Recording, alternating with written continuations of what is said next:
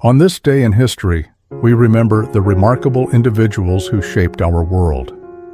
Welcome to Who Died Today in History, where we honor their legacies. From artists to leaders, their impact lives on. If you find their stories meaningful, like, subscribe, and hit the bell to stay connected. Thank you to all our amazing channel members for your generous support. A voice that rose from hardship carried millions through their own struggles and then disappeared in a moment that stunned the world forever. Jenni Rivera was born on July 2, 1969, in Long Beach, California, into a tight-knit Mexican-American family where music flowed as naturally as conversation. Even as a young girl, she showed a fierce determination, balancing school, work, and early motherhood with a strength that defined her entire life. Her rise to fame was anything but easy. Jenni stepped into a male-dominated regional Mexican music scene and refused to be pushed aside. Her breakthrough came with albums like Parandera, Rebelde y Atrevida, where she embraced her pain, her pride, and her identity with unfiltered honesty. As her fame grew, she became known not just as a singer, but as a storyteller for women who felt unseen and unheard. Her sold-out concerts, her chart-topping albums, and her raw, fiery personality made her one of the most powerful voices in Banda and Norteño-influenced music. And with television projects, entrepreneurship, and a devoted fan base, she became a cultural force far beyond the stage. Behind the spotlight, Jenni was deeply devoted to her family. Few knew how dedicated she was to her children's education, often studying alongside them so they would feel supported, even during her grueling touring schedule. She carried the responsibility of being both a mother and a provider with enormous pride. On December 9, 2012, at the age of 43, Jenni Rivera died when the private Learjet she was traveling in crashed near Iturbide, Nuevo León, Mexico. She had just performed a sold-out concert the night before. The cause was ruled an aviation accident, and the devastating news spread within minutes. The reaction was immediate and overwhelming. Fans gathered outside her homes, her concerts, and even radio stations, leaving candles, flowers, and handwritten notes. Across the music industry, tributes poured in for a woman who had opened doors, broken records, and spoken truths that few dared to say publicly. Today, Jenni Rivera's legacy lives in her music, her autobiographical honesty, and the millions of people who still turn to her songs in moments of heartbreak and resilience. She remains a symbol of strength, survival, and unapologetic self-expression. Her voice may be gone, but its echo refuses to fade. Few athletes ever carried both brilliance and endurance in their fists, but Archie Moore did, and he fought long enough to become a legend. Archie Moore was born on December 13, 1916, in Benoit, Mississippi, though he grew up mostly in St. Louis. As a young boy, he learned to survive through grit and persistence, qualities that would later define his extraordinary boxing career. His rise to fame was the story of a man who refused to quit. Archie fought in an era filled with dangerous competitors, moving through weight divisions with quiet determination. His breakthrough came in 1952 when, after years of being denied a title shot, he finally won the World Light Heavyweight Championship. He held that title for nearly a decade, making him one of the longest reigning champions in boxing history. His record-breaking career included more than 130 knockouts, still one of the highest totals ever recorded. And even late in life, he remained courageous, stepping into the ring against younger fighters like Floyd Patterson and a young Cassius Clay who would become Muhammad Ali. Archie Moore became a symbol of longevity, resilience, and unmatched ring intelligence. Outside of the ring, he had a gentle and thoughtful side that many never saw. One of his proudest achievements was founding Any Boy Can, a youth program dedicated to teaching discipline, respect, and self-belief to at-risk children. He believed that boxing's lessons, control, patience, and inner strength could change a young person's life long before any punch ever landed. On December 9, 1998, Archie Moore died at the age of 81 from heart failure in San Diego, California. His passing marked the end of an era, the final curtain for one of the sport's most iconic craftsmen. News of his death brought tributes from across the boxing world. Former champions, commentators, and fans spoke of him with deep admiration, calling him one of the finest technicians the sport had ever produced. Many remembered the wisdom he shared, the lives he helped shape, and the incredible battles he left behind on film. Today, Archie Moore is celebrated not only as a record-setting champion, but also as a mentor, a community leader, and a man who proved that greatness is often forged through patience and perseverance. His legacy endures in every fighter who studies his moves and every young life he inspired. His story reminds us that true strength lives far beyond the ring. Few stars could vanish into their characters as completely as Eleanor Parker did, leaving audiences wondering how one woman could hold so many lives within her. Eleanor Jean Parker was born on June 26, 1922 in Cedarville, Ohio. Even as a teenager, she showed a quiet determination, convincing her parents to let her move to California to pursue acting before she had even turned 20. Her rise to fame came swiftly once Hollywood recognized her transformative talent. Parker earned 3 Academy Award nominations in the 1950s, each for wildly different roles that proved her range. She stunned viewers in Caged, playing a young woman hardened by the brutality of prison life. A year later, she mesmerized audiences with her performance in Detective Story, acting opposite Kirk Douglas. And then came the role many remember most, the elegant, poised Baroness Elsa Schrader in The Sound of Music. Even in a film filled with iconic moments, Parker's presence was unforgettable, graceful, layered, quietly aching beneath her polished exterior. She was the kind of actress who didn't just play a part, she inhabited it. Beyond the screen, Parker lived a far more private life than her fame suggested. She was known among friends for her love of painting, often disappearing into her studio for hours, finding peace in color and canvas.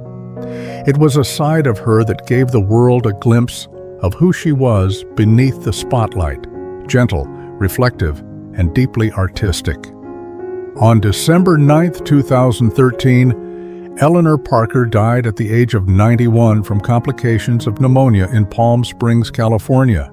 Her passing felt like the closing of a chapter in Hollywood history, a final curtain for one of cinema's most versatile performers. News outlets, fans, and fellow actors paid tribute with warmth and reverence. Many remembered her as one of the most adaptable and underrated actresses of her generation.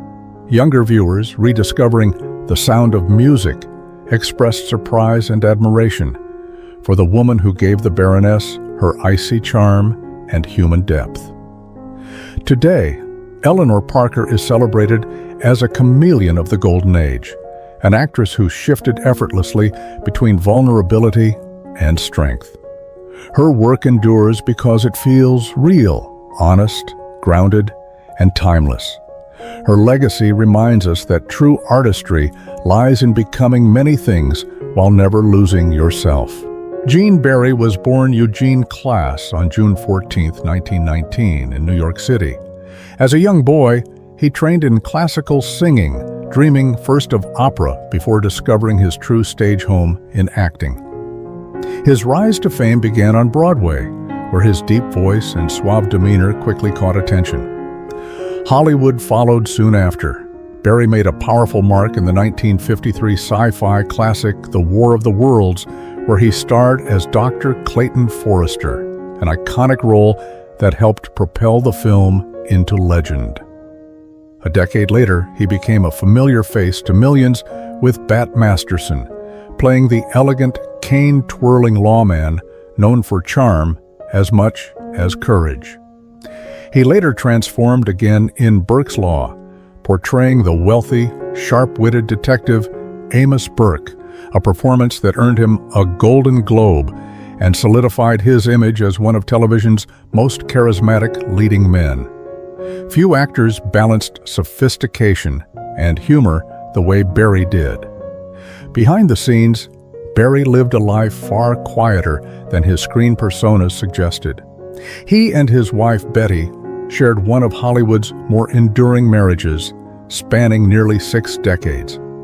Friends often recalled his warmth, kindness, and devotion to family, traits that rarely made headlines but defined him far more than fame ever could. On December 9, 2009, Gene Barry died at the age of 90 from congestive heart failure in Woodland Hills, California.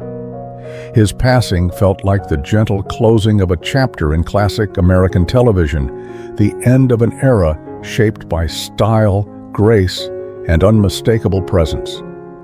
Tributes poured in from fans, colleagues, and television historians, many of whom noted how Barry's roles helped define early TV heroes, men who solved problems with wit as often as force. Reruns of his shows saw a quiet resurgence as viewers revisited the smooth-talking detective, the refined gunslinger, and the courageous scientist who had once saved Earth from the stars.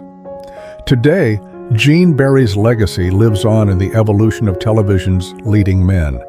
His characters showed that strength could be graceful, intelligence could be charismatic, and heroism could be dressed in a tailored suit. He remains a reminder that true star power begins not with fame, but with presence. Mary Ann Mobley was born on February 17, 1937, in Biloxi, Mississippi. From a young age, she stood out, not just for her beauty, but for her natural poise, which teachers often said made her seem older than her years. Her rise to fame began in 1959 when she became the first woman from Mississippi to be crowned Miss America. That victory opened doors almost instantly. Hollywood noticed her talent, not just her appearance, and she made a smooth transition into acting. She earned acclaim for her performance in the documentary The Girl Who Couldn't Lose, which won an Academy Award, and soon found herself starring alongside Elvis Presley in films like Girl Happy and Harem Scarum. Their on-screen chemistry helped elevate her career and introduced her to audiences around the world. Television followed with guest roles that showcased her versatility and a personality that always felt warm, grounded, and genuinely inviting. Away from cameras, Mobley carried a deep compassion for others. She devoted significant time to humanitarian work, particularly with organizations supporting children's health. Friends often remembered how she would quietly rearrange her schedule just to visit hospitals, offering comfort with the same kindness viewers felt through the screen. On December 9, 2014, Mary Ann Mobley died at the age of 77 in Beverly Hills, California, after a courageous battle with breast cancer. She had faced recurring health challenges for years, yet continued speaking publicly about hope, resilience, and the importance of care, messages that resonated deeply with those who admired her. News of her passing brought an outpouring of affection from the entertainment world and from fans who had grown up watching her on TV. Many remembered her not only as a former Miss America or a movie star, but as a woman whose sincerity made her feel like a familiar friend. Today, Mary Ann Mobley is remembered as one of the early figures who bridged pageantry, film, and television with authenticity and heart. Her life reminds us that true beauty lies not in perfection, but in the compassion we leave behind. Her light, gentle yet enduring, continues to shine long after the curtain fell. A single spark of charm and determination can shape an entire Hollywood journey, and for Cara Williams, that spark never truly dimmed. She was born Bernice Camiat on June 29, 1925, in Brooklyn, New York. Even as a young child, she was known for doing impressions around the neighborhood, a hint that performing came naturally to her. Cara's path to fame began in the late 1940s, but her breakthrough arrived with exceptional force in 1958. Her role in the Defiant Ones showcased a depth and emotional precision that earned her an Academy Award nomination and placed her among the most promising actresses of her generation. Just a few years later, she charmed millions on television with the sitcom Pete and Gladys, where her wit, timing, and expressive delivery turned her into a beloved comedic star. She could shift from drama to comedy with ease, a versatility rare even in Hollywood's most polished performers. Away from the spotlight, Cara nurtured a quieter passion. She adored interior design. Friends often said she had an instinct for color and space, rearranging a room in minutes and making it feel entirely new. It was another form of storytelling for her, just without an audience. On December 9, 2021, Cara Williams passed away in Beverly Hills, California, at the age of 96. The cause was heart failure, marking the end of a long life shaped by persistence, artistry, and unmistakable talent. News of her passing stirred a soft wave of remembrance.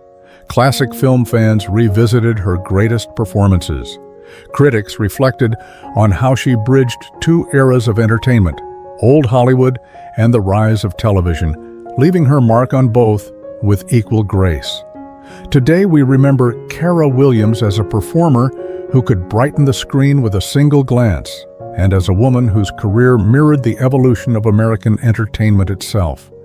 Her light may have faded from the stage, but it continues to glow in the hearts of those who still watch her work.